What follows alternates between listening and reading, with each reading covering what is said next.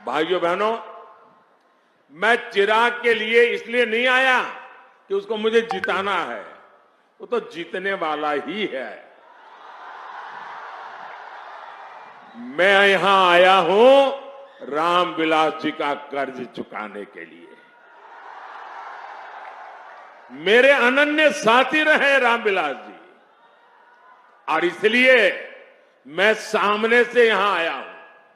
मुझे मालूम है यहां का परिणाम आप लोगों ने तय कर लिया है। चिराग के प्रति मेरा प्यार इसलिए है, मैं पब्लिकली आमतौर पर बोलता नहीं, लेकिन आज बोल देता हूं। चिराग जब पहली बार पार्लियामेंट में आए तो मैं तो इतना ही जानता था रामविलास जी के बेटे हैं, लेकिन मैं देखता था उनके व्यवहार में रामविलास जी के बेटे होने का गुरूर का नामो निशान नहीं था।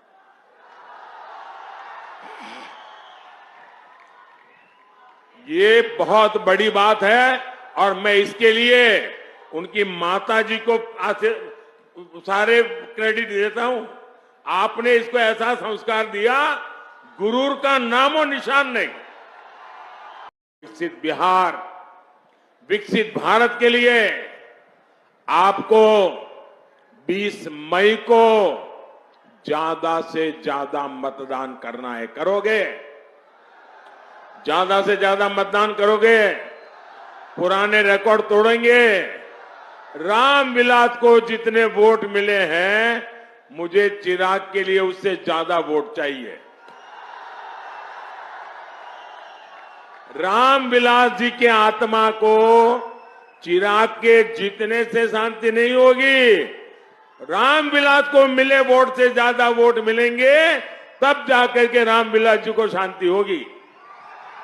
और इसलिए इस बार जब आप वोट देंगे ना, तो एक वोट की ताकत है आपके चिराग का जीतना, और उसी वोट की आत्मा है रामविलास को श्रद्धांजलि। साथियों, प्रधानमंत्री जी के व्यस्ततम कार्यक्रम का हम लोग सम्मान करते हुए मैं पूरे मंच को एक साथ संबोधित करते हुए हमारे प्रधानमंत्री आदरणीय नरेंद्र मोदी जी का हाजीपुर की इस पावन धरती पर हम सब जोरदार तालियों से हम लोग स्वागत करें। आदरणीय प्रधानमंत्री जिंदाबाद, आदरणीय प्रधानमंत्री जिंदाबाद।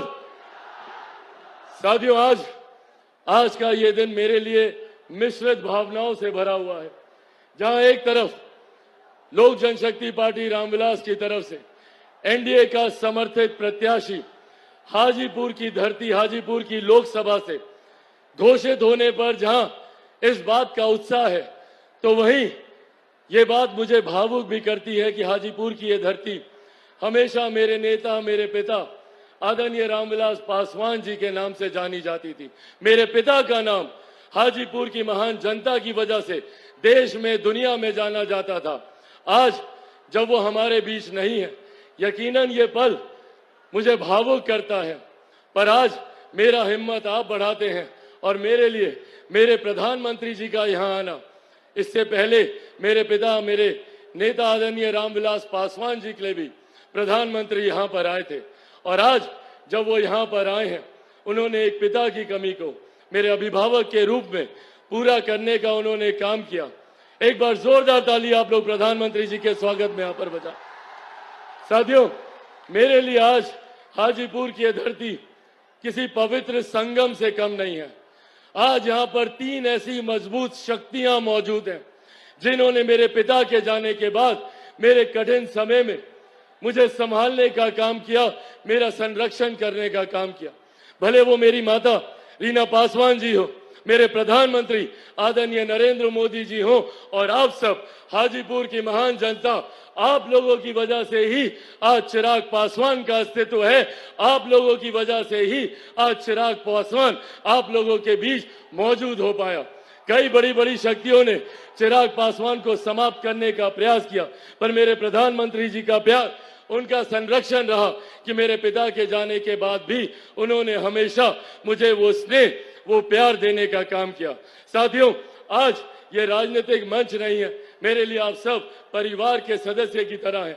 ज्यादा राजनीतिक चर्चा ना करते हुए मैं बस ये आग्रह करने आया हूं कि हम सबको इस बात का ध्यान रखने की जरूरत है कि कौन सही मायनों में हमारे लिए कार्य कर रहा है, कौन दिन रात मेहनत कर कर हम लोग को मुख्य धारा के साथ जोड़ने का काम कर रहा है। एक तरफ हमारे प्रधानमंत्री आदरणीय नरेंद्र मोदी जी हैं। आज जब यहाँ पर इतनी भारी संख्या में महिलाएं मौजूद हैं, पहली बार देश में एक ऐसे प्रधानमंत्री आए जिन्होंने आपके सम्मान की चिंता करते हुए शौचालय का निर्माण करने का कार्य कराया, आपके लिए उज्ज्वला योजना देने का काम करवाया। मैं चाहता हूं एक बार जोरदार ताली तमाम महिलाएं हमारे प्रधानमंत्री जी के लिए बजाएं। आज पहली बार देश में एक ऐसे प्रधानमंत्री जिन्होंने इस बात की चिंता की कि अगर घर पे कोई बीमारी आए तो वो व्यक्ति अपनी जमीन जायदाद गिरवी ना रखनी पड़े, महिलाओं के जेवर को बेचने की नौबत ना आए। प्रधानमंत्री जी ने आयुष्मान योजना के तहत 5-5 लाख रुपए का मुफ्त इलाज हर गरीब परिवार को देने का उन्होंने प्रावधान बनाया। आज देश की दुनिया की सबसे बड़ी गरीब कल्याण की योजना जिस पर हम सबको गर्व होता है, और इसका श्रेय मैं मेरे नेता, मेरे पिता आदरणीय रामविलास पासवान जी को भी दूंगा। प्रधानमंत्री जी जानते हैं उस वक्त उनका खुद का स्वास्थ्य खराब था, पर प्रधानमंत्री जी की सोच को धरातल पर उतारने के लिए प्रधानमंत्री गरीब जन कल्याण अन्न योजना के तहत आज भी देश में 81 करोड़ लोगों को मुफ्त में राशन दिया जा रहा है। ये सोच हमारे प्रधानमंत्री आदरणीय नरेंद्र मोदी जी की है। जहां हमारी सरकार ने सरहद से सीमाओं को सुरक्षित रखा, अंतरिक्ष के माध्यम से विकास के कार्यों को गति दी, जहां किसान सम्मान निधि के माध्यम से हर गरीब, हर मजदूर की चिंता करने का प्रधानमंत्री जी ने कार्य किया, तो वहीं आज भी कुछ विपक्षी दल के नेता हैं जो आप लोगों के बीच, हम लोगों के बीच घूम घूम कर भ्रम फैलाने का कार्य कर रहे हैं। कौन है ये लोग? ये वही लोग हैं जो 90 के दशक में लाठी में तेल पिलाने का काम करते थे।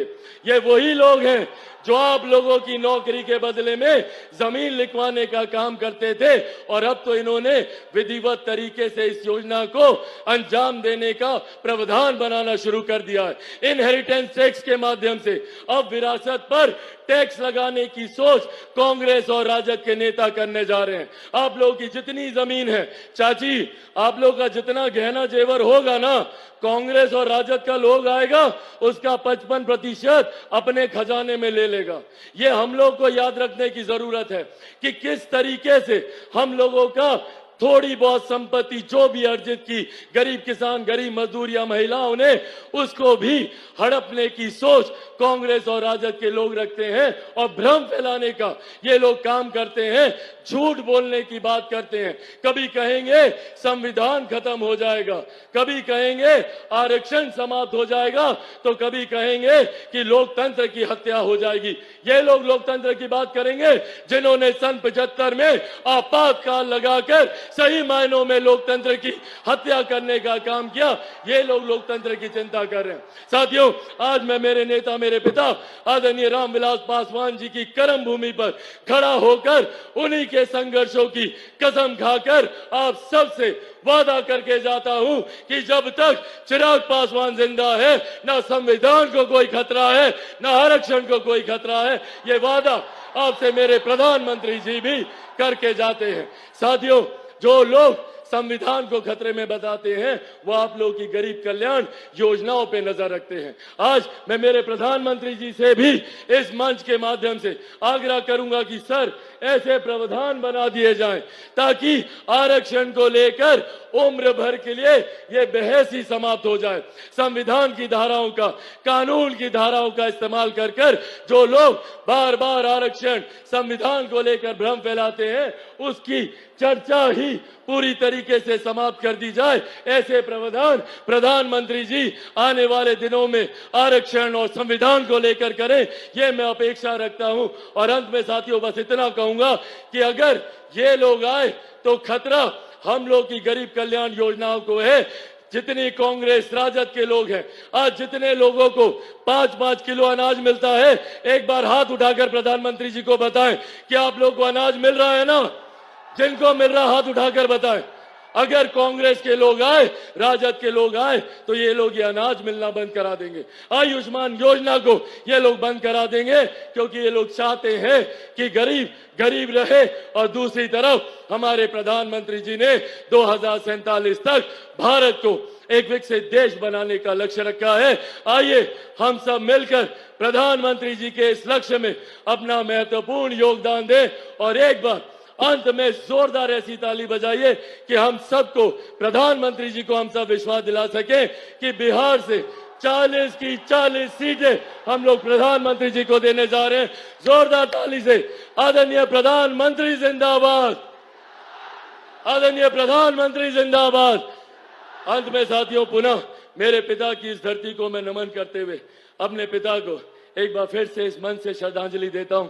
मेरी मां, मेरी ताकत यहां पर मौजूद है, एक बार उनको इन चरणों में भी नमन करते हुए आदरणीय रामविलास पासवान अमर रहे, आदरणीय रामविलास पासवान अमर रहे, एनडीए गठबंधन जिंदाबाद।